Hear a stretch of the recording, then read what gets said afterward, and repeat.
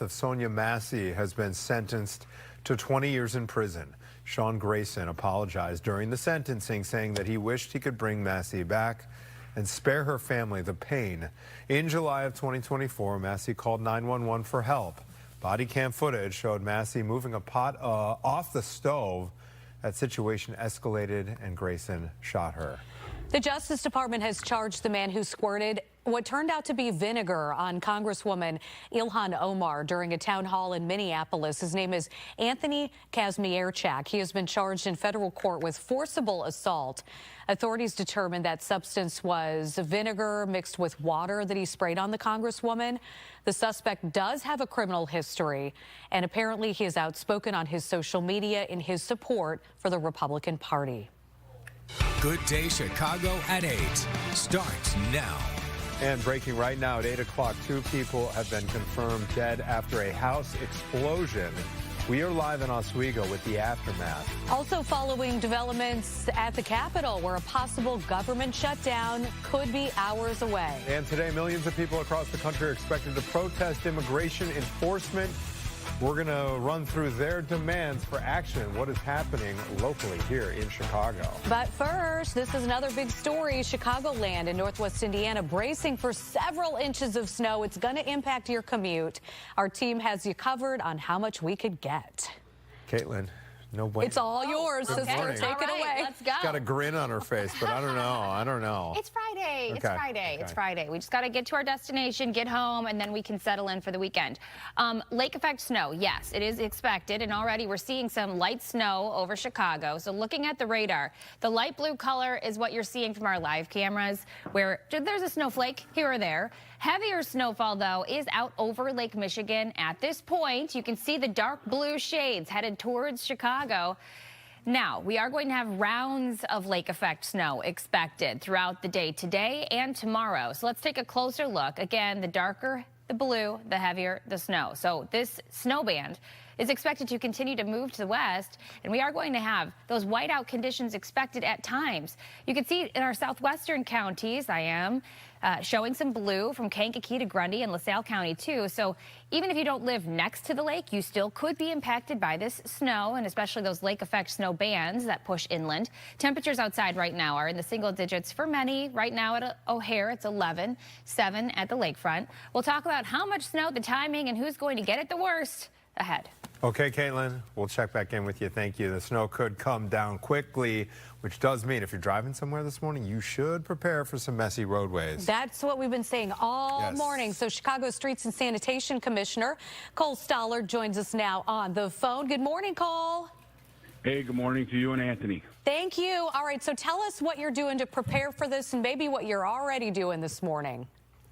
Well, we got in this morning. We wanted to beat the rush, so we got in at about 5 o'clock this morning. We got about 270 spreaders out on the street. As Caitlin just reported, we are seeing some snow, no effect to the pavement as of yet. So fingers crossed we're going to get through this morning commute. It's the afternoon that we'll be paying real close attention to. Okay, thanks for the heads up there. Now, Cole, in terms of the initial areas where you guys and your 270 snow fighting machines are going to be concentrating on, these are the main roads you're starting with, correct? You're starting to treat those? Yeah, thanks for bringing that up. We're going to be on these main roads until the snow stops and it's safe and passable. I know we get beat up. I get beat up. You know, the city's in trouble. We can't get to those inside streets until we make sure those main arterial streets are safe and passable for fire, police, the buses, people getting to and from. If you can just drive cautiously on those side streets, get to that main and see that clear main to where you can get to where you got to go. It really helps us out in getting this message out that we do get there. We don't forget about the insides. We just do that after the storm is complete. Okay, good point. Because when I lived in the city, I was like, where are these people? There has not been a plow down this street in hours. So thank you for making that very clear, Cole. Okay, let's talk about the salt issue. We have reported that there have been widespread salt shortages across the nation. As you know, that winter storm hit so many states that typically don't get hit really hard last weekend. So what is the status here in the Chicagoland area? Are we going to face the possibility of no more salt? Well, no, we're in great shape. I want to put this into perspective because the mayor of New York mentioned, hey, they had 720 million pounds of salt. So to give that equal perspective here in Chicago, when he said 700 million. To put that into perspective, I was able to say we had 720 million pounds of salt. So it was just, when I'm reporting out, I report out in tons. So right now we have 330,000 tons of salt on the street. It's when you put it into pounds, it just delivers a stronger message. So I just want to rest assured, because people are calling from all over, asking about the salt. It's something we take in. We're getting 1,500 tons in a day. So it's a year-round project for us. Okay, Cole, one more question before we let you go, and that is, what is your message for drivers today in terms of their driving behavior and their driving habits? Is there anything they can do, either on the side streets or on the main roads, that would help your crews and just make today go as smoothly as possible? Please, just because you could see our big blue trucks, do not assume that they can see you. I wish we could put up a thing on the internet to show what our trucks actually see so people can get a visual. Just allow enough space, be courteous. If you see a clear road, my biggest fear during these storms is on Lakeshore Drive, because people are driving slow, and then they see that clear Lakeshore Drive. There could be some ice on there, so just be courteous. Talk to those young drivers. Okay. All right. Good message. Cole, thank you very much, and good luck with the snow fight today, sir. Thank you, Cole. Thank you. Have a good day. All right, you too. All right, it's 8:06, and we have some breaking news to get to right now. Firefighters confirm 2 people have died after a house explosion. Roseanne Tejas is live in Oswego with new developments this morning. Roseanne? That's right. We still don't know the identities of the 2 people that were found in the debris of this fire. And a neighbor that we talked to did not know the people who lived there. But that is the tragic outcome of this fire and explosion. In fact, check out, you can see the house was completely destroyed.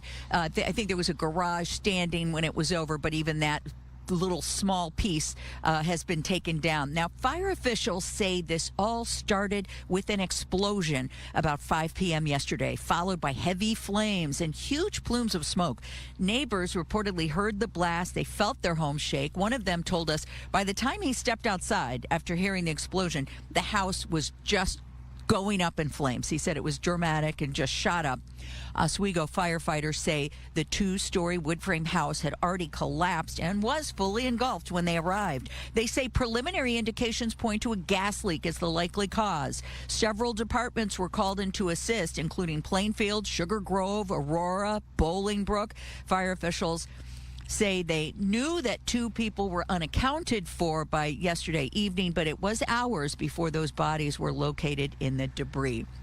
Now, back live, I'm showing you the neighbor's house, and you can see the heavy heat damage to the siding on that home. And it looks like another home may have had a little bit of damage as well. Fortunately, nothing more serious, though. No flames spreading to the actual structure. So the fire investigators, the state fire marshal, the ATF, they're all still here on the scene, which is still a brutal scene because it is icy cold and there's a lot of ice on the ground. So we've seen some slipping and sliding going on as they go about their work here in Oswego. Roseanne Tejas, Fox Chicago. Okay, Roseanne, thank you for that report. We are also following developments at the nation's capital this morning, where lawmakers, they're scrambling to make a deal to prevent another government shutdown. Gabriela Primus has that and some of the other top stories for us. Gabby? Yeah, remember, a deal was in place between Senate Democrats and the White House, but an expected vote fell apart last night. The deal would have funded most of the government through September, but just 2 weeks for the Department of Homeland Security. Democrats have voiced frustration over immigration enforcement. Lawmakers are hoping for another vote later today. Demonstrations are expected across the country today for what's being called a national ICE out protest. Organizers are calling for a general strike, meaning no work, school, or shopping. They demand that the Trump administration end its immigration crackdown. Protests are expected in major cities, including here in Chicago. The man accused of killing a pregnant Downers Grove woman is in critical condition after injuring himself in jail. According to multiple reports, the injuries on Nadas Ravutkas appear to be self-inflicted. The 19-year-old is facing multiple charges, including first-degree murder. Prosecutors say he stabbed 30-year-old Eliza Morales before setting her apartment on fire. We're still following that story as well. Natalie Anthony. Okay, Gabriella, thank you so much. Caitlin is back with another update on this weather. Yeah, we just talked to Cole Stollard about the snow fight today underway. A lot of the plows are out, the whole fleet. You know what? If there's any place to live during snow, it's here. Yeah, You know? we're ready. We are ready. I've seen social media almost where the trucks line up, and I saw a post that said the Midwest knows how to do snow. We do. We do. We do. We do. But take it easy. Go slow, especially because with these lake effect bands that move in, we could have drops in visibility, and then you'll be okay. And then you'll have a drop in visibility as you drive through. So it is one of those changing situations, almost like a thunderstorm when you drive underneath one and then you can't see anything and then you drive out of it. So right now, this is a current look at our radar loop. You can see the heaviest snowfall is out over Lake Michigan, but we're starting to see some light snow moving into portions of Chicago and Evanston. We are going to have rounds of heavy snow expected throughout the day today, tonight, and tomorrow, especially in northwest Indiana. Taking a closer look at the radar, again, you can see where the dark blue kind of twirly snow is located now. But from Lake Forest to Waukegan, Palatine, O'Hare, you're going to see some snowflakes right now. Southwestern locations like Kankakee, also in LaSalle, I'm seeing some blue. It's not out of the question that you have a little bit of snow there, but also keep in mind, just because you don't live next to the lake for a few of you, you are going to have that potential for snowfall over the next 2 days. Temperatures right now are ranging from 8 at the lakefront to 11 at O'Hare, 12 at Midway, 2 degrees below zero in Morris, as well as in Kankakee, 4 degrees below zero as we get down to Jasper, Newton County. So again, it's going to be another cold day. Let's talk about these winter storm alerts. First of all, winter weather advisory in purple. We do have a watch in effect starting for tomorrow in Cook County, but we have a warning in place for northwest Indiana. The heaviest snowfall is expected to be in northwest Indiana, but next to the lake, 4 to 6 inches. And then in Indiana, we could have more than 6 inches of snowfall before this is done. A full weekend check is ahead. Thank you, Caitlin. Well, after the break, we've got a really special treat for you. The president and CEO of Lurie Children's is here to talk about why they're focusing on building a new location in the suburbs. Yeah, we have more weather coverage next, but before we head to break, here's a look at your 7-day forecast. What are you girls doing? We're doing all the heating, plumbing, and electric around here. All right, I know you girls know stuff, but let's leave it to our trusted local experts. Let's call Four Seasons. It's about time you figured it out. Whether it's heating, cooling, plumbing, electric, air duct cleaning, or generators, you can always trust Four Seasons. For all the right reasons, call it 664 Seasons. Save big money on everything at Menards.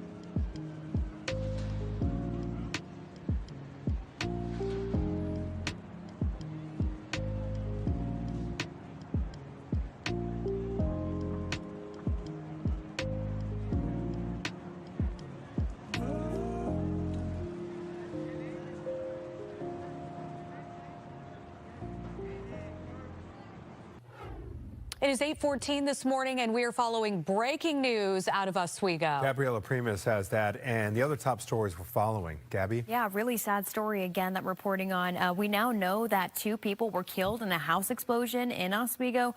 So fire officials made the discovery overnight after searching the debris. The explosion happened around 6 last night on Fox Chase Drive. Initial findings suggest a gas leak may be to blame. Nicor has since shut off the gas supply. President Trump has announced his pick for the next Federal Reserve chair. He's picking former Federal Reserve Governor Kevin Warsh to replace Jerome Powell once his term ends in May.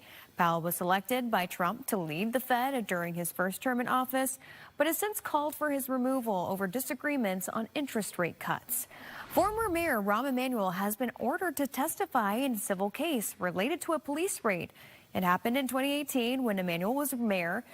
According to court documents, Chicago police swarmed the wrong apartment in the back of the Yards neighborhood, pointing assault rifles at children and forcing their grandmother to stand outside without pants on. The family is suing the city of Chicago and the police officers involved. Natalie Anthony. Okay, thank you very much for the update there, Gabriela. Looks snowier and snowier out there. I don't know if that was existing already on the ground or if that's new stuff, Caitlin. The snow is falling, Anthony. The Yeah. snow is falling in the city. Light snow at this time, but we do expect bands of heavy snowfall. As we all well know in Chicago, lake effect snow, it can be messy. So let's take a look at the radar first. I'll show you where the heavy snow is, and then we'll talk about what's to come. So first of all, you can see the light blue over Chicago, points north, Evanston, all the way up into Lake County. That's where the light snow is falling. Over the lake, we still have the heavy snowfall, but these bands of heavy snow, they're going to be pivoting throughout Chicagoland. And then tomorrow, and really starting tonight into early tomorrow especially, northwest Indiana as the bullseye, and then tomorrow during the day, the heavy snow could be pivoting back to Chicago. So that's the broad view here. Closer look at the radar does show some heavier snowfall. I have had reports of drops in visibility in Michigan City. It looks like northern Porter County might be getting in right along the lake with some heavier snow. Southwestern areas generally quiet, but we all have the potential for snow today. Temperatures outside right now ranging from 2 degrees below zero at Morris and Kankakee. It's 8 at the lakefront, 12 in Gary, 11 at O'Hare and Waukegan. So our future cast, I'm going to show you this, but know that the snow could change where it goes with a slight shift in wind. But I want to show you the timing of the snowfall and the temperatures as we work our way through the day. So this is 4:15, still seeing lake effect snowfall throughout Chicagoland as mentioned. So just because you live in LaSalle, that doesn't mean you're going to miss out on the snow. But as we head into this evening, 7 o'clock, temperatures are ranging around 10 to 15 degrees. And you can see that snow band really pushing into northwest Indiana, especially tonight. And then shifting back over, perhaps even reaching Chicago as we work our way into tomorrow. This is tomorrow morning, 7:30, temperatures around 10 to 15 degrees. That lake effect snow machine continuing on Saturday all the way through until the evening. Finally, that's when those winter alerts will be over. Natalie. Finally, all right, thank you, Caitlin. Lurie Children's has plans to build a new hospital in the western suburbs. The facility in Downers Grove aims to meet the needs of the growing population. Dr. Thomas Shanley is president and CEO of the hospital. Good morning. Thanks for joining us. Good morning. Thanks for having me. Sure thing. So tell us about this announcement about Lurie Children's planning to expand into Downers Grove and maybe how that facility might be different than the one we're used to downtown. Sure. Well, what I would start with saying, first of all, is that we've had some of our pediatric service lines that have existed in the western suburb for a number of years. It's focused predominantly in our Westchester site currently, where we provide both ambulatory surgical activity as well as some subspecialty ambulatory activity. And we have been running out of capacity in that facility for a number of years and have been strategically looking at what the next phase of that would be. And as we did that and looked at the market in the western suburban region and have heard from our patients and families some of their needs and some of their challenges, frankly, we realized that there was an opportunity for us to add some additional service line assets to our vision of what the next stage of our west suburban presence would be. And so that's when we decided that it would be necessary to build a new hospital, a community-based hospital there. And I think another really important asset we can talk a little bit more specifically about is it will have a pediatric dedicated emergency department, which we also understand is a really important need. And so you're right, it will be a significantly different than what we currently have at our mothership facility in Streeterville, where we'll continue to obviously house what we describe as sort of tertiary and quaternary care needs. So those are the children, for example, that might have heart failure and need a cardiac transplant. They have maybe a cancer and need a complicated therapy like a bone marrow transplant.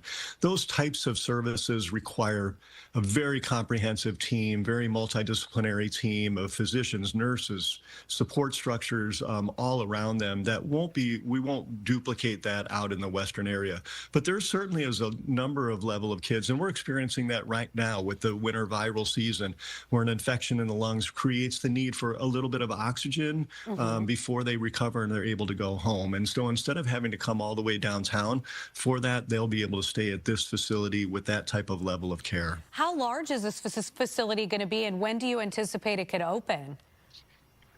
Sure. As we've designed it so far, the thinking is that we'll probably have somewhere around 50 inpatient beds.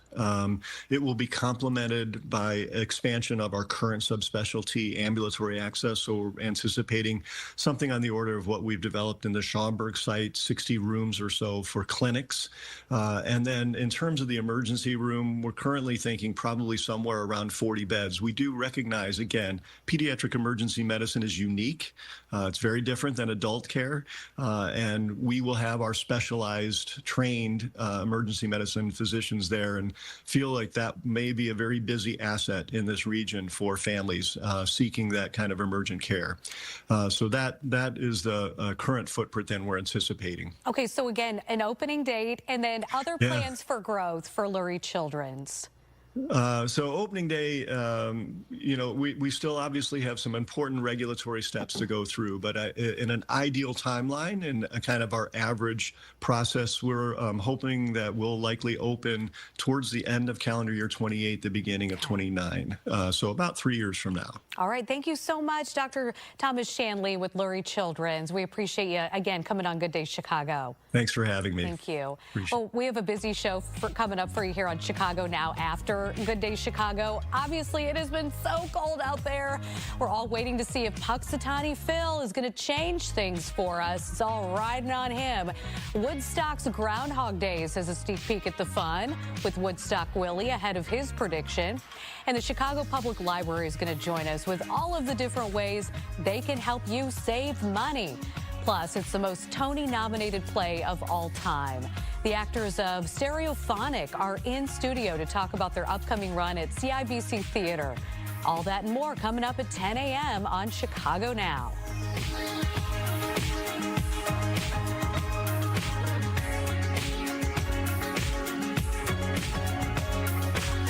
Are you sure? You tend to exaggerate.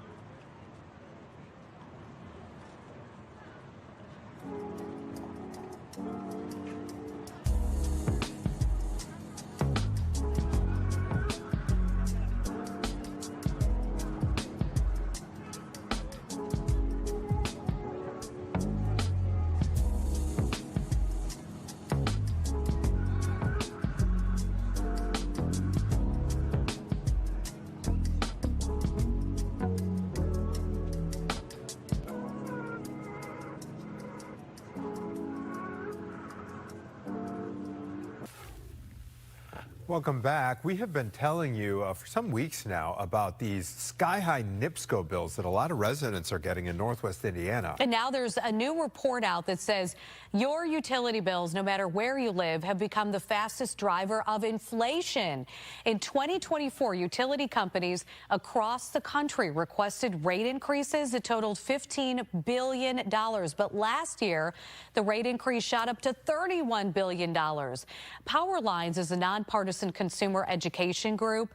They found the cost of electric and gas utilities is not only outpacing inflation, it's surpassing other expenses like groceries.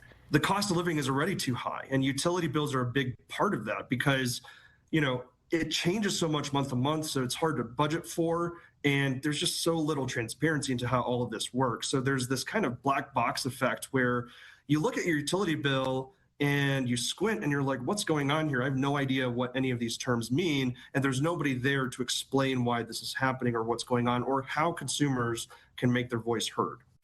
Next week, NIPSCO customers plan to protest their skyrocketing bills at the company's offices in both Hammond and Merrillville. An apartment building in Park Forest has been condemned after residents complained about living without any heat, and one person alleges to have been gone all winter with cold temperatures, alleging that even his dog died from those conditions. Now, the village confirms that they are aware of multiple complaints coming out of that building, and tenants from at least 17 of the units have been relocated. They shouldn't have to live like this. In a complex that receives federal funding, this is supposed to be, you know, a place where it's affordable and in living conditions. In Illinois, residential properties are required by law to provide heat between October 1st and May 31st. All right, it's 8:27. I'm so excited for this segment ahead. A very talented student is going to join us here in studio after she was hand-selected to represent Illinois in Washington, D.C. She's going to be here to tell us all about this adventure and this prestigious honor. Caitlin. All right, lake effect snow, that's what everyone's talking about. Snow is starting to fall in Chicago, but heavy stuff not too far off. We'll talk about how much snow we expect, who's going to get the most snow, and also what the rest of your weekend is looking like. It's all ahead. Start your weekend with a slam.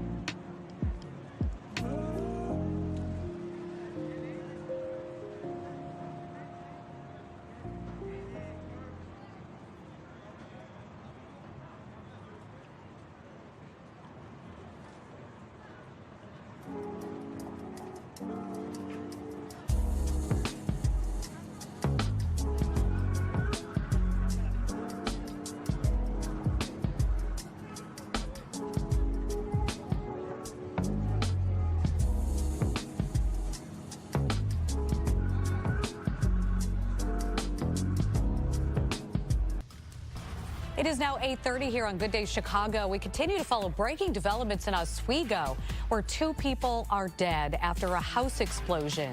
And we are on shutdown watch. Time running out for lawmakers to make a deal to fund the government. We break down the existing sticking points. First, activists across the country taking a stance against immigration enforcement today. More on the Chicago businesses involved. That's coming up in a live report. And it's been a very busy week, which means we've got a lot to talk about with Fox News Sunday host Shannon Bream. Yes, Shannon's with us from New York this morning. And Shannon, let's break this down and start with some breaking news here. President Trump has announced that he's picking former Federal Reserve Chair Kevin Warsh as his next chairman of the Federal Reserve. What can we expect to see out of this change here? Well, so all of this has got to go through the Senate. Kevin Warsh has got to get confirmed. He has served, as you said, on the Fed board. And in fact, we're told that back in 2017, when the president picked the current Fed chair, Jerome Powell, who he's constantly butting heads with, that Warsh was a finalist for the job back then. So a bit of full circle here in Washington, as it looks like Warsh is the new guy. Now, you've got Democrat senators, Senator Elizabeth Warren leading the charge out there saying he's terrible.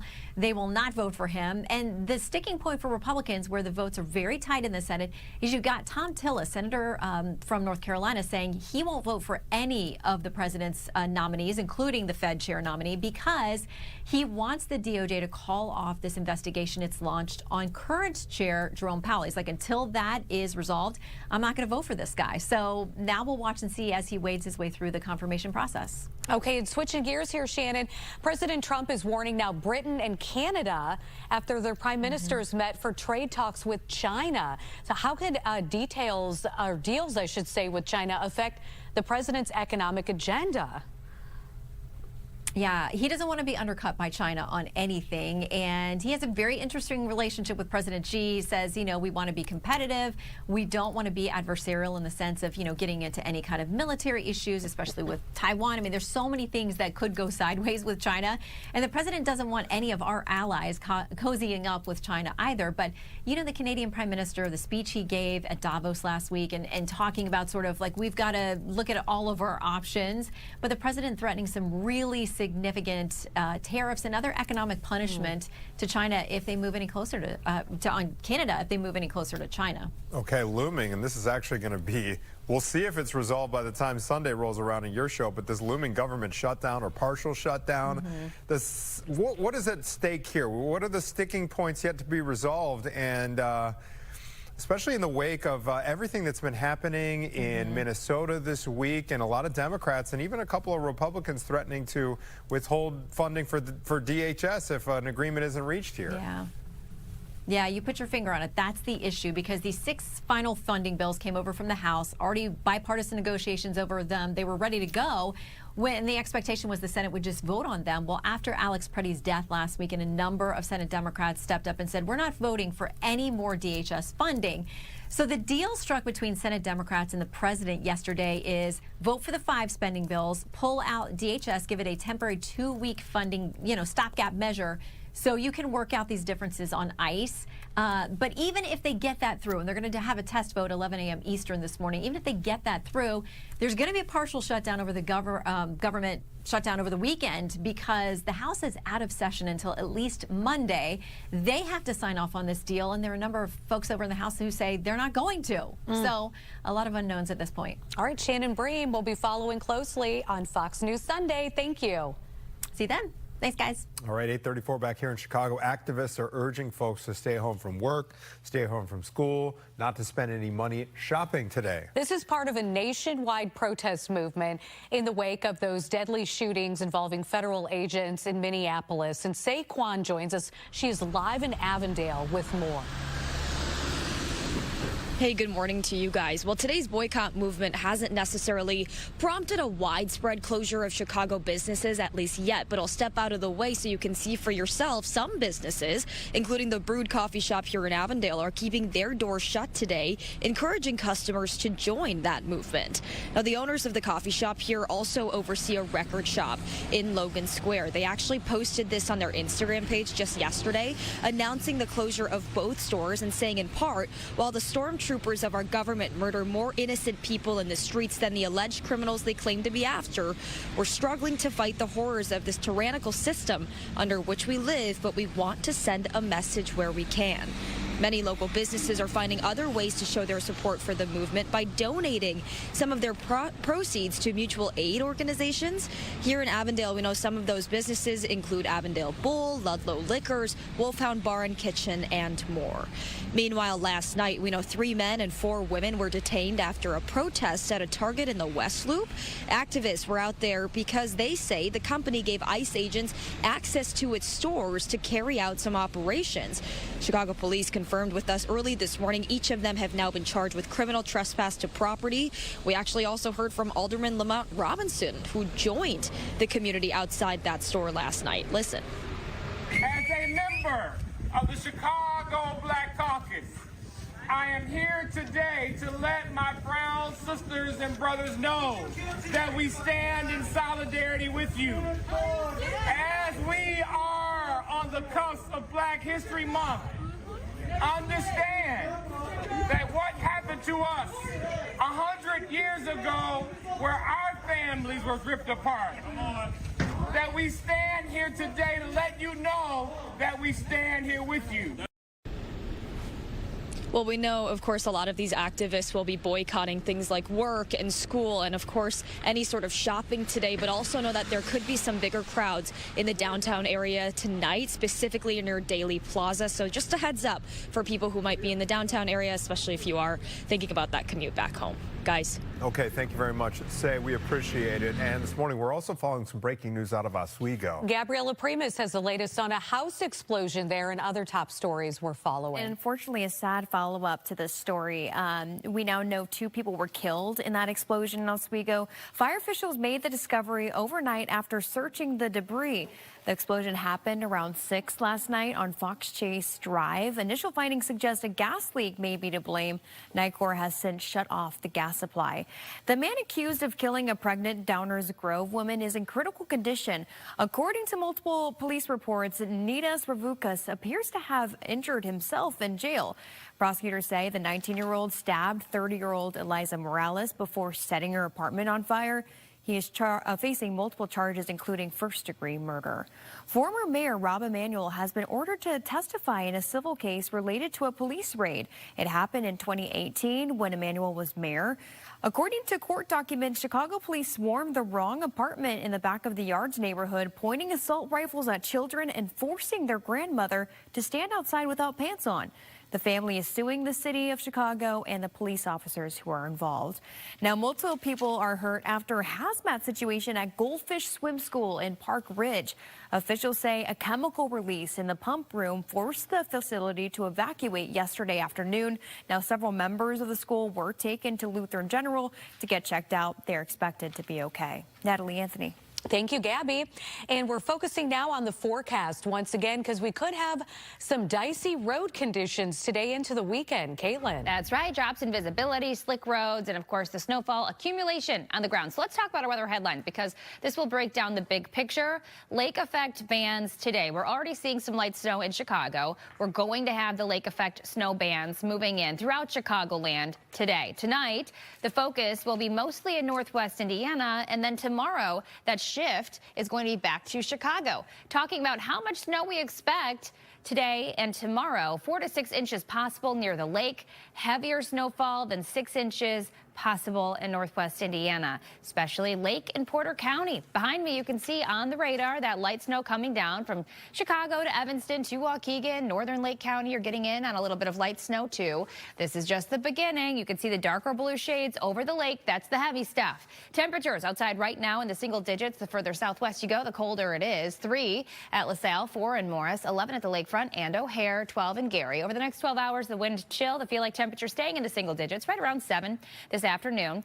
Again, take it slow today as this band of lake effect does wiggle its way through Chicagoland. We are going to have quick as mentioned, drops in visibility. So you could be driving along and it's fine, and then it's a whiteout. Looking at our futurecast heading into tonight, again, the focus being in northwest Indiana. And then tomorrow it could shift back over to Chicago before returning to northwest Indiana in the afternoon. It is going to be a messy drive out there today and tomorrow, especially as mentioned, the further you get closer to the lake. That's a quick check of the forecast. I promise to show you that 7-day. Ahead, stay with us. I shall now train you.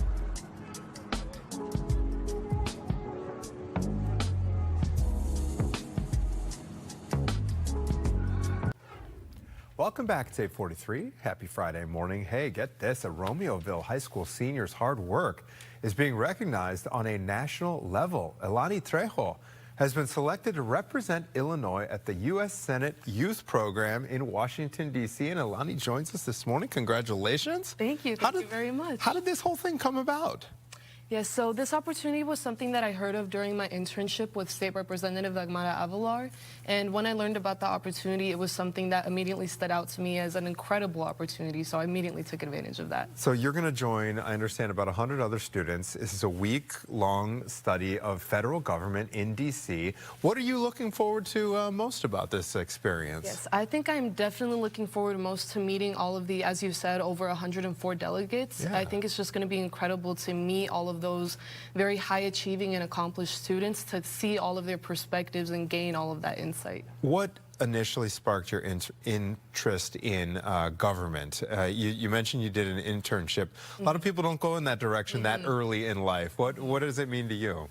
Yeah, so to me, I think it definitely has a significance in terms of kind of reflecting. I was that second grader that on career day, I told everyone and my teachers that I wanted to be president when I grew up. Yeah. And everyone looked at me like I was crazy, but I said, no, I have a plan, I have a mindset, and I really stuck to that. And I think from a very young age, I was very inspired. Public service has just always been kind of part of your DNA. That's really, really cool. How competitive was this? Yeah, so it was a pretty competitive program, as only 2 students are going to be selected each year from the state. Yeah. Let's talk about young people and having a voice in Washington right now. What goes, you know, there's been so much happening across the country, a lot of controversy these days. How important is it to you, for folks of your generation, to have a voice in Washington right now? Yes, I think it's definitely essential in terms of representation because students need to be able to see people that look like them and have similar backgrounds to them in order to see that they do belong in those spaces and that they do have a voice that is essential and that matters. And when it comes to different things like our Constitution's preamble, it states that we want to form a perfect union. But in order to do so, we need to have students that are civically educated and have that discourse. So I think it's really essential there. That is great. Before we let you go, can you tell us a little bit about your plans for the future? I know you're a senior. What's next for you? Yes, so I definitely plan to study educational policy and leadership. I am really passionate about being able to form equitable systems for our education. I want to make sure that our young students get an education that they truly do deserve. So I'm going to be going into that for my focus. Alani, it's so nice to meet you. Yes, it was great to meet I have a you feeling too. this is not the last time we're going to hear your name. Good luck Yes, thank in you so D.C. much. I hope it's an awesome experience, and check back in with us. Yes, definitely. Thank you for Alani having Trejo. me. Oh, it's our honor. Thank you so much. All right, it's 8:46, and we want to get to some breaking news right now. It's a scary situation for families in the southwest suburbs. Checking back in with Gabriella Primus for more on what's happening. You know, Anthony, this is really just into our newsroom, but according to Hometown Police, School District 123 has called off all classes due to a serious threat, they say. Police say the threat was sent to Colmar Elementary School. Because of that, the district is closing out of an abundance of caution. Police did not say what the threat was. The district will send out another update later on today. We now know 2 people were killed in a house explosion in Oswego. We've been following this all morning. Fire officials made the discovery overnight after searching the debris there. The explosion happened around 6 last night on Fox Chase Drive. Initial findings suggest a gas leak may be to blame. NICOR has since shut off the gas supply.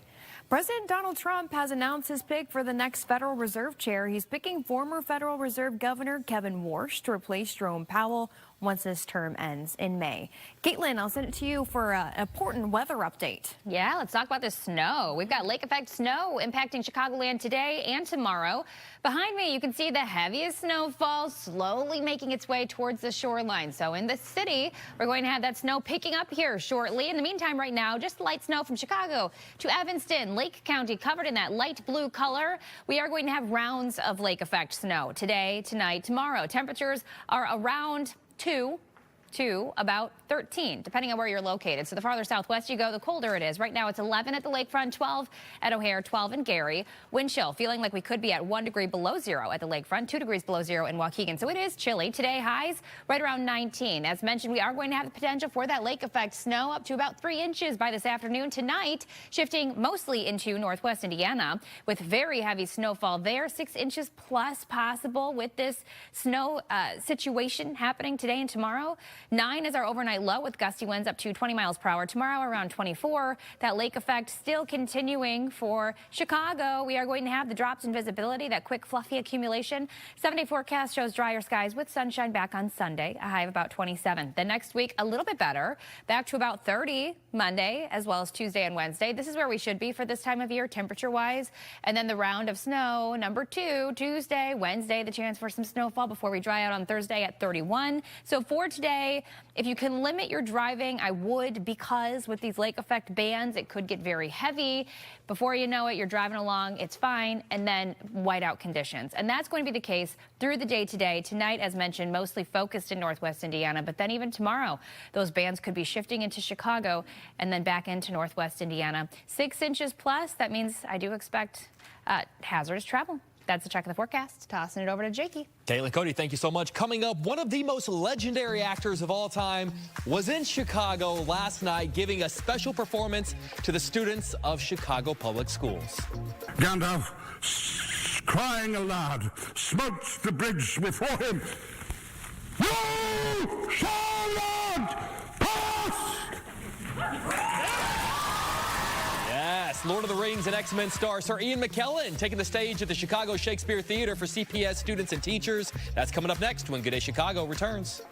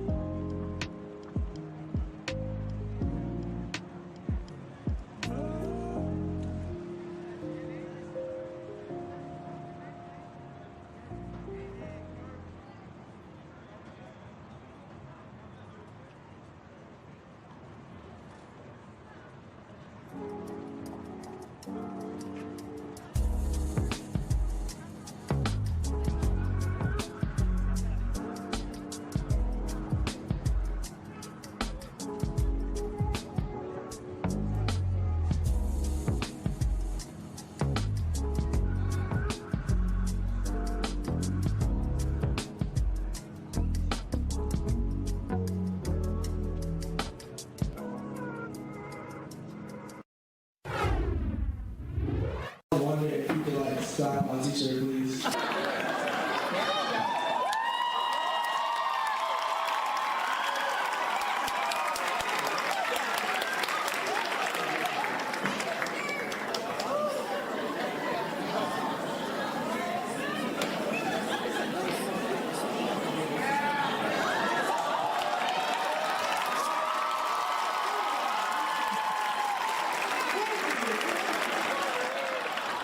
It's a big moment right there for one CPS student who got a chance to spend some time with one of the most acclaimed actors of all time last night. Jake was there to see it happen. The monitors are kind of small. What was on that t-shirt? Wolverine. Wolverine. Wolverine. So imagine you go to Magneto and have him sign a Wolverine. It's like going to Han Solo and having him sign a Luke Skywalker t-shirt. Wow. You're that close. You're really close. This really was such a special event to witness. Hundreds of CPS students packed into the Chicago Shakespeare Theater last night to hear legendary Oscar-nominated actor Sir Ian McKellen look back over his amazing 65-year acting career. From The Lord of the Rings to the X-Men films to his long history of performing on the stage, the students of Chicago were treated to some amazing stories. In fact, he even invited many of them on stage with him to act out a scene together. But of course, over his time on the stage, it was his wealth of stories that kept these kids captivated, cheering and laughing all night long, including his memories of filming what one might say is probably the most iconic scene of his illustrious career.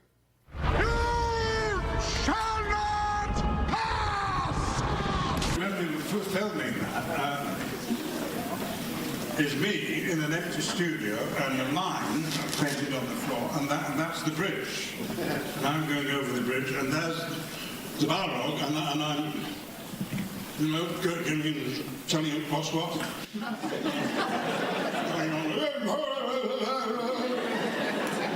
And I said to the director, can you just give me a hint of what the Balrog looks like? Oh, we don't know that yet, the young jam. It'll be very big, and there'll be lots of fire. It'll be very impressive. But in the meantime, just you look at that tennis ball on the... tennis ball on a pub. You shall not bounce!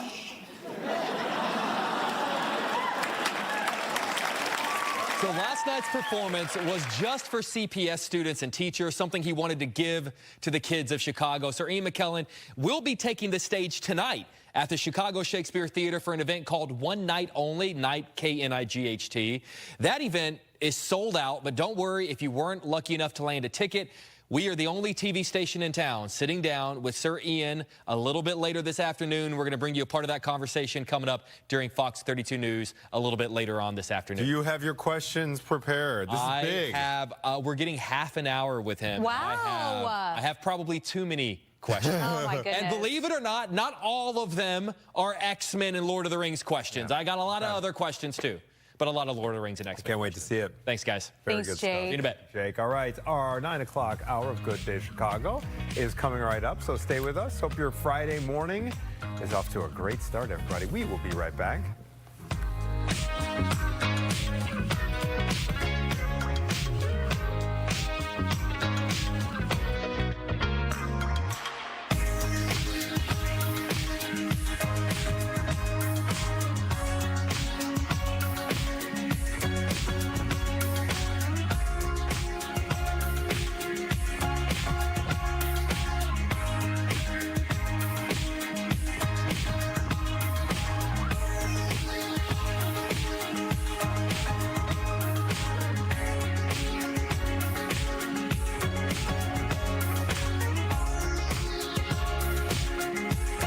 Stream Good Day Chicago.